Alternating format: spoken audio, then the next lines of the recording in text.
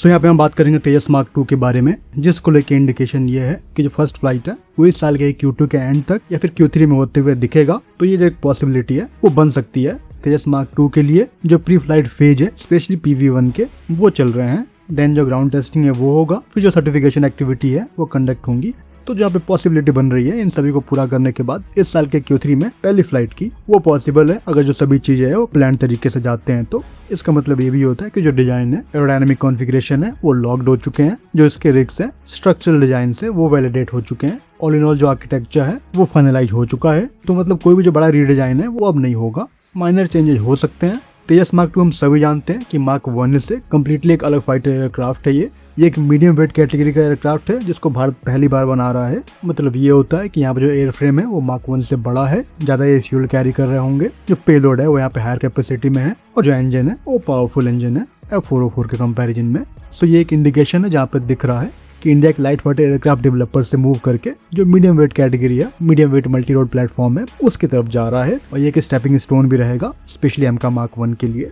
मतलब जो flight control law होंगे जो यहाँ पे अप्लाई होने वाले हैं मार्क 2 में, तेजस मार्क 2 में, वो एमका मार्क 1 में जाएंगे। जो ईसा रेडार है उसकी मैच्योरिटी यहाँ पे होगी, जो EW आर्किटेक्चर है, सेंसर फ्यूजन है, कुछ हद तक यहाँ पे आप मैच्योर करोगे एमका मार्क 1 के लिए। सिस्टम इंटीग्रेशन फिलॉसफी है वो यहाँ पे मैच्योर होगी। तो एक जो ब्रिज है उसके रूप में ये मार्क 2 काम करेगा, तेजस मार्क 2। अगर ये प्री फ्लाइट फेज में है तो जो ग्राउंड टेस्टिंग है वो जल्दी कंडक्ट होगी, और वहाँ पे जो स्ट्रक्चरल लोडिंग टेस्टिंग है अल्टीमेट लोड के लिए वो आप टेस्ट कर रहे होगे। जो लैंडिंग गियर है, ड्रॉप टेस्ट है, वो सारी चीजें हो रही होंगी। जो फ्यूल सिस्टम के वैलिडेशन है वो हो रहे होंगे। जो हाइड्रोलिक सिस्टम्स है वो आप चेक कर रहे होगे।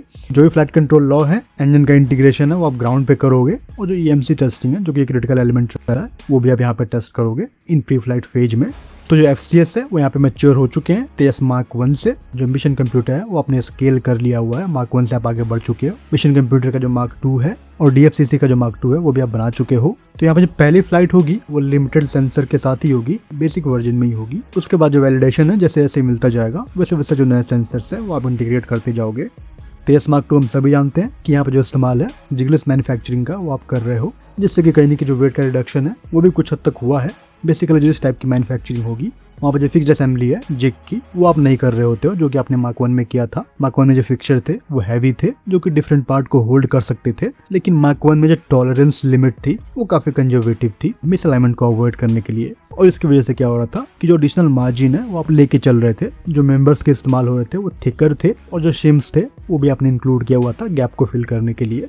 लेकिन यहाँ पे जिगलेस अप्रोच में, तेजस मार्क 2 के अप्रोच में या तो जो अलाइनमेंट होगा वो आप लेजर से करोगे, डिजिटल मेजरमेंट होगा, मेट्रोलॉजी का आप यहाँ पे इस्तेमाल कर रहे होगे, जो रोबोटिक पोजीशनिंग है यहाँ पे उसका इस्तेमाल हो रहा होगा।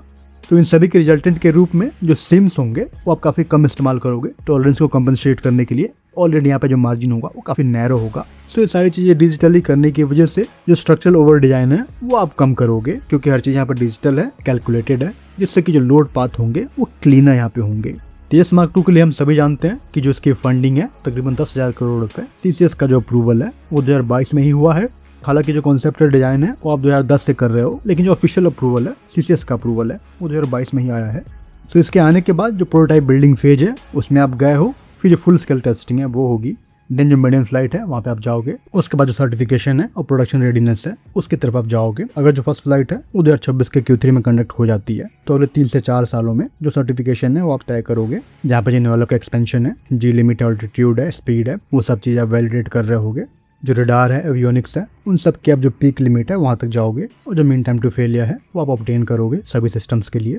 देन जो वेपन के इंटीग्रेशन है वो होंगे, फिर जो EW मैच्योरिटी है EW सिस्टम्स की वो होंगी। तो ये सबसे लंबा फेज रहेगा। एक बार ये हो जाता है 2030 तक, देन जो प्रोडक्शन है 2031 से वो आप शुरू कर दोगे। तो अभी हाल ही में तेजस मार्क 2 के लिए, PV2 के लिए, सेकंड प्रोटोटाइप के लिए जो कंपोजिट पार्ट्स हैं वो भी NL ने डिलीवर किए थे ADA को। इसके 4 जो प्रोटोटाइप हैं वो बनाए जा रहे हैं, PV1, PV2, PV3 और PV4। एक जो ऑप्शनल है PV5 का रिडंडेंसी के लिए वो बनाया जा सकता है। जो यहाँ पे PV1 है वो फर्स्ट फ्लाइट के लिए है, बेसिक एनवेलप के लिए है। देन जो PV2 होगा उसकी हेल्प से जो भी एनवेलप है, फ्लाइट एनवेलप है, उसको आप एक्सपेंड करोगे। देन जो PV3 है वहाँ पर जो वैलिडेशन है और मिशन सिस्टम्स के वो आप करोगे।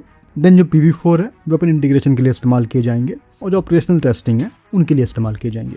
सो अभी PV2 के लिए जो स्ट्रक्चरल पैनल्स हैं, फ्रेम है, रिब्स है कंपोजिट के, वो डिलीवर किए गए हैं NL के द्वारा। जो स्किन सेक्शन है, इंटरनल लोड बीयरिंग स्ट्रक्चर है, वो डिलीवर किया गया है।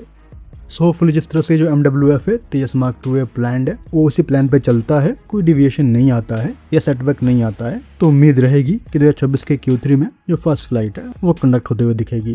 फिलहाल इस वीडियो में इतना ही। जय हिंद।